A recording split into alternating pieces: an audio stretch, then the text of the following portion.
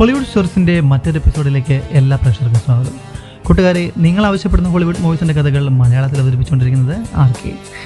2018 release ചെയ്ത് super hit മാറിയ Aquaman എന്ന ചിത്രത്തിൻ്റെ കഥയിലൂടെയാണ് നിങ്ങൾ ത്രില്ലടിക്കാൻ പോകുന്നത്.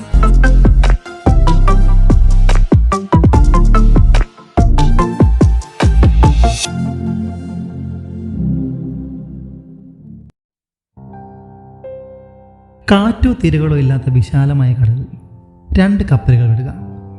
എത്ര നാൾ കഴിഞ്ഞാലും അവ ഒത്തുചേരുമെന്ന് പ്രശസ്തനായ എഴുത്തുകാരൻ യൂൾസ് വെർൺ പറഞ്ഞിട്ടുണ്ട്. ആർതറിൻ്റെ അച്ഛനും അമ്മയും കണ്ടുമുട്ടിയതും അതുപോലെയായിരുന്നു, ഒന്നുചേരാൻ വിധിക്കപ്പെട്ട കപ്പലുകൾ പോലെ. 1985 നല്ല മഴയുള്ളൊരു രാത്രിയായിരുന്നു അത്. അമൻസി ബേയിലെ കടൽ തീരത്തുള്ള ഒരു ലൈറ്റ് ഹൗസിൻ്റെ കാവൽക്കാരനായിരുന്നു തോമസ് കാരിയൻ. സാരമായ പരിക്കുകളോടെ ബോധം നഷ്ടപ്പെട്ട അവസ്ഥയിലായിരുന്നു അയാൾ അറ്റ്ലാന്റയെ ആദ്യമായി കാണുന്നത്. അവളുടെ വസ്ത്രധാരണത്തിൽ നിന്നും കയ്യിലെ ആയുധത്തിൽ നിന്നും അതൊരു സാധാരണ മനുഷ്യ സ്ത്രീയിൽ നിന്ന് തോമസിന് വളരെ പെട്ടെന്ന് മനസ്സിലായി. തോമസ് അവളെ അയാളുടെ വീട്ടിലേക്ക് എത്തിച്ചു. ഒരു മനുഷ്യന് നൽകാവുന്ന എല്ലാ ഫസ്റ്റ് എയ്ഡുകളും തോമസ് അറ്റ്ലാന്റയ്ക്ക് നൽകി. പക്ഷേ ബോധം വീണ്ടും കിട്ടിയപ്പോൾ അപരിചിതരായ തോമസിനെ അവൾ ആക്രമിക്കാൻ ശ്രമിച്ചു. കടൽ രംഗങ്ങൾ ഓടിക്കൊണ്ടിരുന്ന തോമസിന്റെ ടെലിവിഷൻ അവൾ മൂർച്ചയേറിയ ആയുധം ഉപയോഗിച്ച് തകർത്ത് കളഞ്ഞു. പക്ഷേ ശരീരത്തിലെത്ത മുറിവിനാലും ക്ഷീണത്തിനാലും അവൾ പെട്ടെന്ന് തന്നെ വീണ്ടും മയക്കത്തിലേക്ക് വഴുതി വീണു. അടുത്ത ദിവസം രാവിലെയാണ് അറ്റ്ലാന ഉറക്കമുണർന്നത്. അതൊരു പുതിയ ലോകമായിരുന്നു അവൾക്ക്.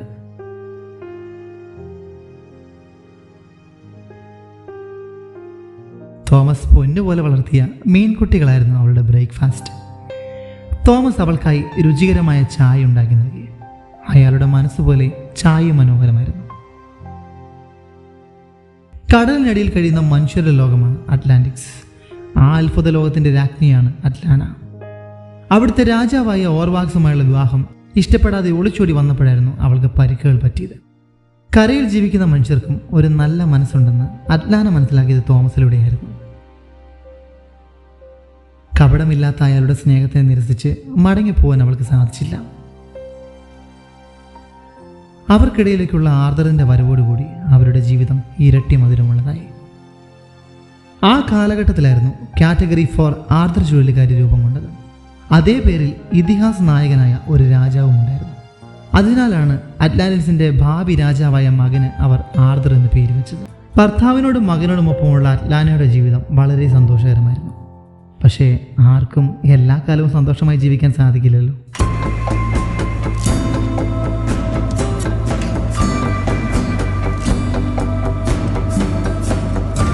അറ്റ്ലാന്റിയൻസ് ഒന്നും മറക്കുന്ന കൂട്ടത്തിലായിരുന്നില്ല.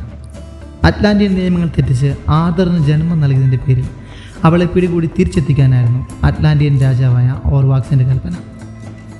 ഭർത്താവിൻ്റെയും മകൻ്റെയും ജീവൻ രക്ഷിക്കുവാനായി അവൾ സ്വയം മറന്നു പോരാടി.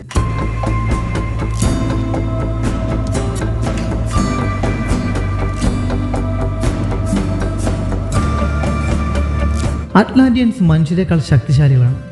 അവർ മൂലം തൻ്റെ ഭർത്താവിനും മകനും ഒരു ആപത്ത് സംഭവിക്കാതിരിക്കുവാനായി അറ്റ്ലാന തിരികെ മടങ്ങാൻ തയ്യാറായി. എല്ലാ പ്രശ്നങ്ങളും പരിഹരിച്ച ശേഷം താൻ വീണ്ടും തിരിച്ചെത്തുമെന്ന് തോമസിന് അവൾ വാക്ക് നൽകി. നിറ കണ്ണുകളോടെ അവൾ യാത്രയായി. ഒരിക്കലും സംഭവിക്കാൻ പാടില്ലാത്ത ഒരു പ്രണയത്തിൻ്റെ പരിണത ഫലമാണ് താനെന്ന തിരിച്ചറിവ് ആർദറിൻ്റെ കുഞ്ഞു മനസ്സിനെ വ്രണപ്പെടുത്തി.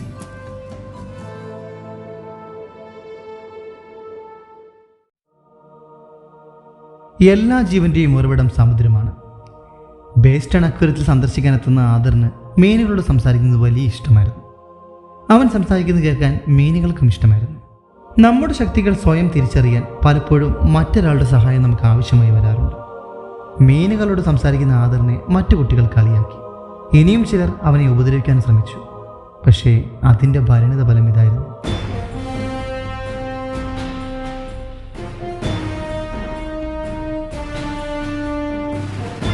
അന്നാണ് ആദറിൻ്റെ ശക്തിയെക്കുറിച്ച് അവനും മറ്റുള്ളവർക്കും മനസ്സിലായത്. ആർദറിന് മീനുകളോട് സംസാരിക്കാൻ സാധിക്കുന്നു. അവൻ പറയുന്നത് മീനുകൾ അനുസരിക്കുന്നു.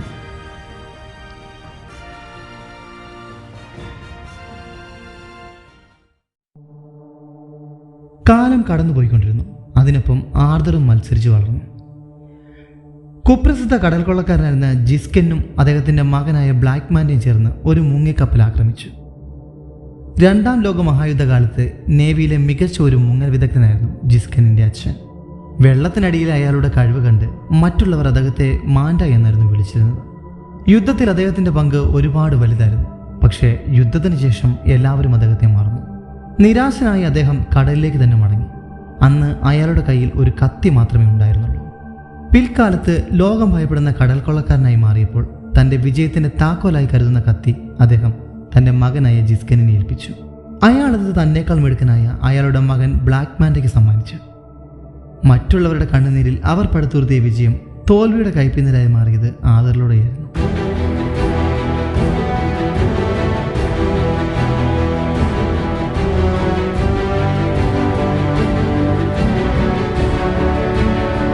അതിലുണ്ടായിരുന്ന എല്ലാവരെയും ആദർ രക്ഷപ്പെടുത്തി.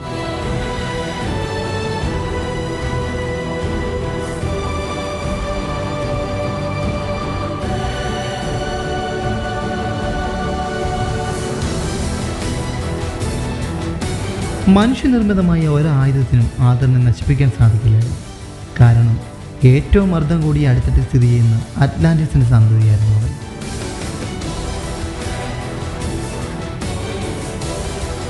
അവൻ മനസ്സ് വച്ചിരുന്നെങ്കിൽ അവരെയും അവന് രക്ഷിക്കാൻ സാധിക്കുമായിരുന്നു. പക്ഷേ ധാരാളം ആളുകളുടെ മരണത്തിന് കാരണമായ ജിസ്കനിനെയും മകനെയും രക്ഷിക്കാൻ അവൻ തയ്യാറായില്ല. എന്നാൽ മകനോട് രക്ഷപ്പെടാൻ ആവശ്യപ്പെട്ട ശേഷം ജിസ്കൻ സ്വയം ജീവനൊടുക്കി. അതിലൂടെ ആദറിന് ലഭിച്ചത് ബ്ലാക്ക് മാൻഡ എന്ന ശത്രുവിനെയായിരുന്നു.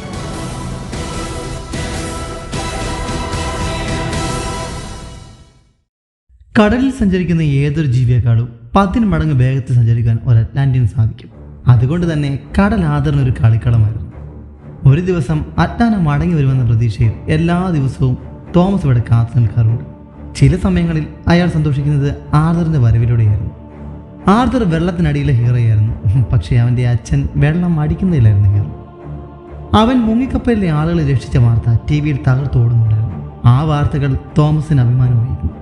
അറ്റ്ലാന്റയുടെ ആഗ്രഹം പോലെ ഒരു നാളിൽ അറ്റ്ലാന്റിസിനെയും കരവാസികളെയും ഒത്തുചേർക്കുവാൻ തൻ്റെ മകന് സാധിക്കുമെന്ന് അയാളും വിശ്വസിച്ചിരുന്നു. എന്നാൽ അറ്റ്ലാന്റിസ് എന്ന് കേൾക്കുന്നത് പോലും അവൻ ഇപ്പോൾ വെറുപ്പാണ്. കാരണം ഒരു മനുഷ്യനെ സ്നേഹിച്ചതിൻ്റെയും ആദറിന് ജന്മം നൽകിയതിൻ്റെയും പേരിൽ അവൻ്റെ അമ്മയെ കൊന്നവരായിരുന്നു അറ്റ്ലാന്റിയൻസ്. അമ്മയുടെ മരണത്തിന് കാരണം താൻ മാത്രമാണെന്ന് തോന്നൽ എപ്പോഴും അവനെ വേട്ടയാടിക്കൊണ്ടിരുന്നു. ബാറിലുണ്ടായിരുന്ന മറ്റു ചിലർക്ക് ആദറിന് പെട്ടെന്ന് മനസ്സിലായി. കാരണം ഇതിനു മുൻപും ആദർ കടലിൽ പല ഹീറോയിസവും കാണിച്ചിട്ടുണ്ട്. അങ്ങനെ ജനം അവന് നൽകിയ പേരായിരുന്നു അക്വാമാൻ. ഇവരുടെ ആവശ്യം അവനോടൊപ്പം ഒരു സെൽഫി എടുക്കുക എന്നതായിരുന്നു. അറ്റ്ലാന്റിസിൽ വലിയൊരു ചതി നടക്കുകയായിരുന്നു. ഇതാണ് കിങ് ഓം, അറ്റ്ലാന്റിസിന്റെ ഇപ്പോഴത്തെ രാജാവ്. അറ്റ്ലാന്റിസ് കരയിലായിരുന്നപ്പോൾ 7 രാജ്യങ്ങളുടെയും രാജാക്കന്മാരും ഒത്തുചേരുന്ന സ്ഥലമായിരുന്നു ഇത്. സെബൽ, ലെവണ, അരയ തുടങ്ങിയ രാജ്യങ്ങളായിരുന്നു കിങ് അറ്റ്ലാന്റിസിന്റെ ഇഷ്ടമിത്ര രാജ്യങ്ങൾ. ഒത്തൊരുമിച്ച് നിന്നപ്പോൾ ലോകം കണ്ടതിൽ വെച്ച് ഏറ്റവും മികച്ച ഭരണാധികാരികൾ അവരായിരുന്നു. കരയിൽ ജീവിക്കുന്ന മനുഷ്യരുടെ ആക്രമണ ഭീഷണിയും മാലിന്യങ്ങളുടെ പുറന്തള്ളലും സഹിക്കാവുന്നതിനും അപ്പുറമാണ്. അതുകൊണ്ട് തന്നെ മനുഷ്യരുമായി ഉടനടി ഒരു യുദ്ധം അത്യാവശ്യമാണെന്ന് ഓം പറയുന്നു. പക്ഷേ അത്തരത്തിലൊരു യുദ്ധ തീരുമാനമെടുക്കുവാൻ അവകാശമുള്ളത് ഓഷ്യൻ മാസ്റ്ററിന് മാത്രമായിരുന്നു. ഓഷ്യൻ മാസ്റ്റർ ആകണമെങ്കിൽ 7 രാജ്യങ്ങളിൽ 4 രാജ്യങ്ങളുടെയെങ്കിലും സപ്പോർട്ട് ഓമിന് ലഭിക്കണമായിരുന്നു. അതിനായി സെബൽ രാജ്യത്തിൻ്റെ രാജാവായ നീറസിന്റെ സഹായം ആവശ്യപ്പെടാൻ എത്തിയതായിരുന്നു ഓം. പക്ഷേ മനുഷ്യർ അറ്റ്ലാന്റിയൻസിനെ ആക്രമിക്കുമെന്നുള്ള കാര്യം നീറസ് വിശ്വസിച്ചില്ല. അതേ സമയത്ത് തന്നെയായിരുന്നു അവർക്ക് നേരെ ഒരു ആക്രമണം ഉണ്ടായത്. ശക്തിശാലിയായ ഓം നിസാരമായി ആ മുങ്ങിക്കപ്പൽ തകർത്ത് കളഞ്ഞു. ഈ ഒരു സംഭവത്തോടെ ഓം പറഞ്ഞ മുഴുവൻ കാര്യങ്ങളും സത്യമാണെന്ന് നീറസിന് മനസ്സിലായി. എങ്കിലും യുദ്ധത്തിന് മുന്നോടിയായി കരയിലേക്ക് ഒരു സന്ദേശം അയക്കുവാൻ നീറസ് ഓമിനോട് ആവശ്യപ്പെട്ടു. അമിതമായി മദ്യലഹരിയിലായിരുന്ന അച്ഛനെ വീട്ടിലേക്ക് കൊണ്ടുപോകാൻ ശ്രമിക്കുകയായിരുന്നു ആർദർ. അപ്പോഴാണ് നീറസ് രാജാവിൻ്റെ മകളായ മേറ അവനെ കാണുവാനെത്തിയത്. ആർദറിനെ പോലെ രാജകുടുംബത്തിൽപ്പെട്ടവർക്ക് മാത്രമായിരുന്നു കരയിലും വെള്ളത്തിലും ശ്വസിക്കാനുള്ള കഴിവുണ്ടായിരുന്നത്. കരയുമായി യുദ്ധം ചെയ്യാനുള്ള ഓമിൻ്റെ തീരുമാനത്തെ മേറ ആർദറിനെ അറിയിച്ചു. ഈ യുദ്ധം സംഭവിച്ചാൽ കരയിലും കടലിലുമായി ലക്ഷക്കണക്കിന് ജീവജാലങ്ങൾ മരണപ്പെടുമെന്നുള്ള ഭയം മേറയ്ക്കുണ്ടായിരുന്നു. ഈ സർവനാശത്തിൽ നിന്നും 2 കൂട്ടരെയും രക്ഷിക്കണമെങ്കിൽ ആർദർ അവരുടെ രാജാവാകണമായിരുന്നു. അറ്റ്ലാന്റിക്ക് ആദറിനെ കൂടാതെ മറ്റൊരു മകൻ കൂടിയുണ്ട്. അവനാണ് അറ്റ്ലാന്റിസിന്റെ ഇപ്പോഴത്തെ രാജാവായ ഓം. ആദറിന് ജന്മം നൽകിയതിൻ്റെ പേരിലായിരുന്നു അറ്റ്ലാനയെ വധശിക്ഷയ്ക്ക് വിധിച്ചത്. അപ്പോൾ പിന്നെ ആദറിനെ നേരിൽ കണ്ടാൽ ഓം എന്താണ് ചെയ്യുന്നതെന്ന് നമുക്ക് ആലോചിക്കാവുന്നതല്ലേ ഉള്ളൂ. കിങ് അറ്റ്ലാന്റിന്റെ ഡ്രൈഡന്റിനെ കുറിച്ച് വാൾക്കോയ്ക്ക് ചില വിവരങ്ങൾ കിട്ടിയിട്ടുണ്ടെന്ന് മേറെ അവനോട് പറഞ്ഞു. അറ്റ്ലാനയുടെ നിർദ്ദേശപ്രകാരം ആർതറിന്റെ കുട്ടിക്കാലത്ത് അവനെ ആയുർവിദ്യകൾ പഠിപ്പിക്കാൻ വന്നിരുന്ന വ്യക്തിയായിരുന്നു വാൾക്കോ. അയാൾ ഇപ്പോൾ ഓമിന്റെ മുഖ്യ ഉപദേശകനാണ്. ആർതർ രാജാവായി കാണണമെന്ന് ഏറ്റവും കൂടുതൽ ആഗ്രഹിക്കുന്ന വ്യക്തി വാൾക്കോയായിരുന്നു. ട്രൈഡന്റിനെ കുറിച്ചുള്ള കഥകൾ വെറും കെട്ടുകഥകളാണെന്നാണ് ആർതർ എപ്പോഴും വിശ്വസിച്ചിരിക്കുന്നത്. മാത്രമല്ല, രാജാവാകാനുള്ള അവന്റെ ആഗ്രഹം അമ്മയോടൊപ്പം മരിച്ചുപോയിരുന്നു. മേറെ അവൻ നിരാശയാക്കി മടക്കി അയച്ചു. നീറസ് രാജാവിനെ കൂടെ നിർത്താൻ ഓം മെനഞ്ഞെടുത്ത നാടകമായിരുന്നു അല്പം മുമ്പ് നടന്ന ആക്രമണം. അതിനായി ഓമിനെ സഹായിച്ചത് ബ്ലാക്ക് മാൻഡി ആയിരുന്നു. ഓം അയാൾക്ക് കൈ നിറയെ സമ്മാനങ്ങൾ നൽകി. പക്ഷേ ബ്ലാക്ക് മാൻഡിയുടെ ആവശ്യം പണമായിരുന്നില്ല. അവൻ്റെ അച്ഛൻ്റെ മരണത്തിന് കാരണമായ അക്വാമാനെ കൊല്ലുക എന്നതായിരുന്നു. ബ്ലാക്ക് മാൻഡിയുടെ ആവശ്യത്തിന് മറുപടി നൽകാതെ അറ്റ്ലാന്റിയൻസ് തിരിച്ചുപോയി. ഈ ഒരു ആക്രമണത്തിന് വേണ്ടി മാത്രമായിരുന്നു ബ്ലാക്ക് മാൻഡിയും അച്ഛനും മുങ്ങിക്കപ്പൽ മോഷ്ടിച്ചത്. ആർതർ അവൻ്റെ അച്ഛനെയും കൊണ്ട് വീട്ടിലേക്ക് മടങ്ങുകയായിരുന്നു. എന്തോ വലിയൊരു അപകടം വരാൻ പോകുന്നതായിട്ട് അവന് തോന്നി. അപ്പോഴാണ് ഞെട്ടിക്കുന്ന ആ കാഴ്ച അവൻ കണ്ടത്.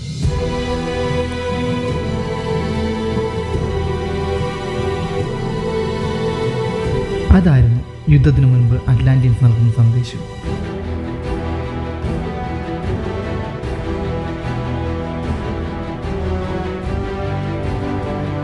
അച്ഛൻ മരിച്ചുപോയി എന്നായിരുന്നു ആദർ കരുതിയത്. പക്ഷേ മേറ, അവൾ അയാളുടെ ജീവൻ രക്ഷിച്ചു.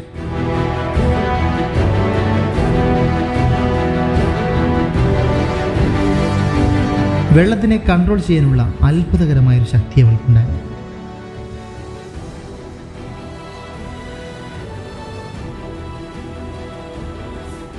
അടുത്ത ദിവസം എല്ലാ TV ചാനലുകളിലും ഇത് മാത്രമായിരുന്നു വാർത്ത. വർഷങ്ങളായി കടലിലേക്ക് എറിയപ്പെട്ട മുഴുവൻ മാലിന്യങ്ങളും ലോകത്തിന്റെ പല ഭാഗങ്ങളിലായിട്ട് അടിഞ്ഞുകൂടിയിട്ടുണ്ട്. യുദ്ധക്കപ്പലുകളെല്ലാം തകർന്നു തരിപ്പണമായി. അറ്റ്ലാന്റിക്സ് എന്നൊരു ജനസമൂഹം കടലിനടിയിൽ വാഴുന്നുണ്ടെന്നും ഇതെല്ലാം തന്നെ അറ്റ്ലാന്റിയുടെ പ്രവൃത്തികളെന്നും ഡോക്ടർ സ്റ്റെഫൻ ഷൈൻ മാത്രം വിശ്വസിച്ചിരുന്നു. അയാളങ്ങനെ വിശ്വസിക്കാൻ കാരണം സാധാരണ മനുഷ്യനല്ലാതിരുന്ന അക്വാമാൻ തന്നെയായിരുന്നു. പക്ഷേ എന്തു തന്നെയായാലും അയാളുടെ ഈ വാക്കുകൾ ആരും കണക്കിലെടുത്തില്ല.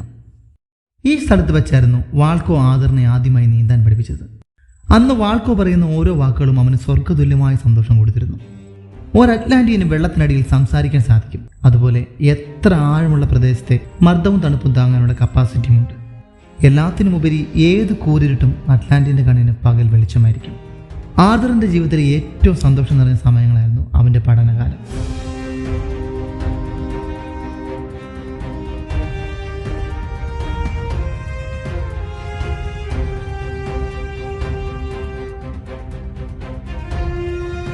ആദറിന് അവൻ്റെ അമ്മയെ കാണുവാൻ എപ്പോഴും കൊതിയുണ്ടായിരുന്നു. എന്നാൽ ഓരോ പ്രാവശ്യം ഇത് ചോദിക്കുമ്പോഴും ഇനിയും നീ ധാരാളം കാര്യങ്ങൾ പഠിക്കാനുണ്ടെന്നായിരുന്നു വാൾക്കോയുടെ മറുപടി. അങ്ങനെ പഴയകാല ഓർമ്മകളെല്ലാം മറന്ന് അവൻ മേറയോടൊപ്പം പോകുവാൻ തീരുമാനിച്ചു. പക്ഷേ അത് രാജാവാകാൻ വേണ്ടിയായിരുന്നില്ല, യുദ്ധം തടയുവാൻ വേണ്ടി മാത്രമായിരുന്നു. മേറ ഒളിപ്പിച്ചു വെച്ചിരുന്ന ഷിപ്പിൽ കയറി അവനും മേറയും യാത്രയായി. ഒരിക്കലും കണ്ടിട്ടില്ലാത്ത കേട്ടുകേഴ്വി മാത്രമുള്ള അത്ഭുത ലോകത്തിലേക്ക്, അവൻ്റെ ലോകത്തിലേക്ക്.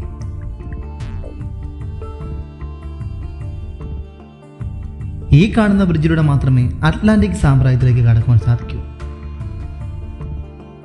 മനുഷ്യരുടെ ടെക്നോളജിയേക്കാൾ 100 മടങ്ങ് മുന്നേറ്റമുള്ളതായിരുന്നു അറ്റ്ലാന്റിയൻ ടെക്നോളജികൾ. മേറയെപ്പോലെ അനുമതിയുള്ളവർക്ക് മാത്രമേ ഇവിടേക്ക് പ്രവേശിക്കാൻ സാധിക്കുമായിരുന്നു. ആർതർ അമ്മയിൽ നിന്ന് മനസ്സിലാക്കിയതിനേക്കാൾ ഒരുപാട് മനോഹരമായിരുന്നു അറ്റ്ലാന്റിക്സ്.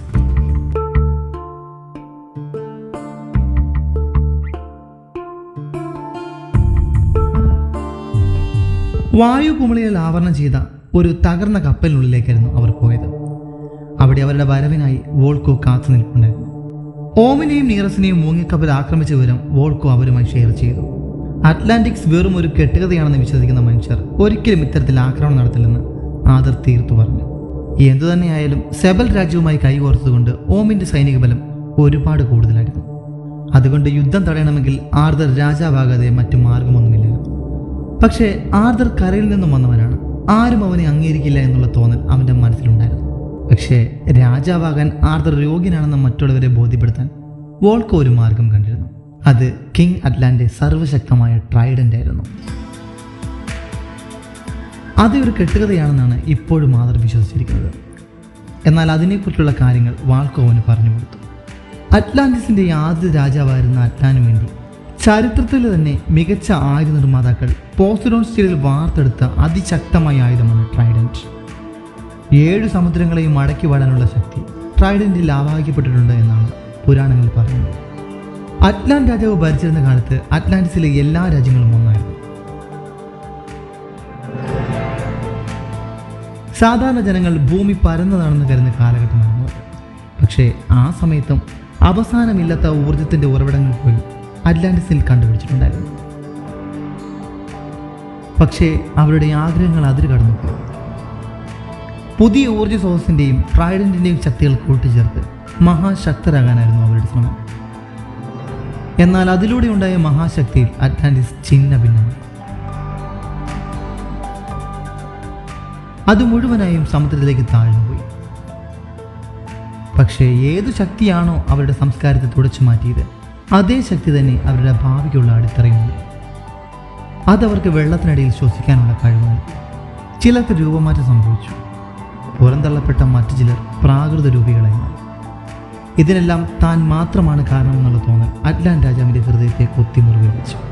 തന്മൂലം പിന്നീടുള്ള കാലം മുഴുവൻ അദ്ദേഹം സ്വയം അജ്ഞാതവാസത്തിന് ശിക്ഷ വിധിച്ചു.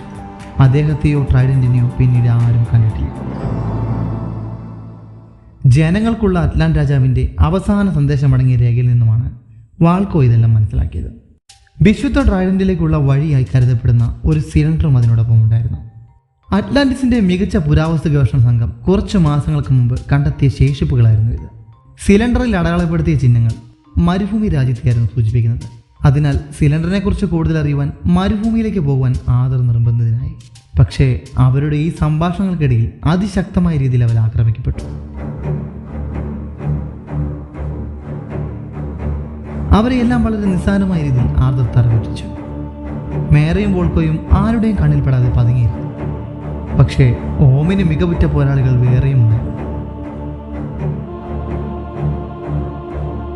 അവരുടെ തലവന് മുമ്പിൽ ആദർ പരാജയം സമ്മതിക്കേണ്ടി വന്നു.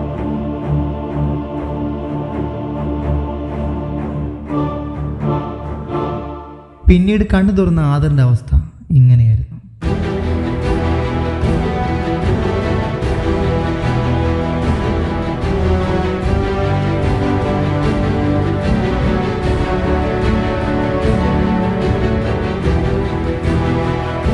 കൂട്ടുകാരെ, വീഡിയോ ഇഷ്ടപ്പെട്ടാൽ ലൈക്ക് ചെയ്യാൻ മറക്കരുത്. ഒപ്പം കൂടുതൽ കൂട്ടുകാരിലേക്ക് എത്തിക്കാൻ ഷെയർ ചെയ്യാനും മടിക്കരുത്.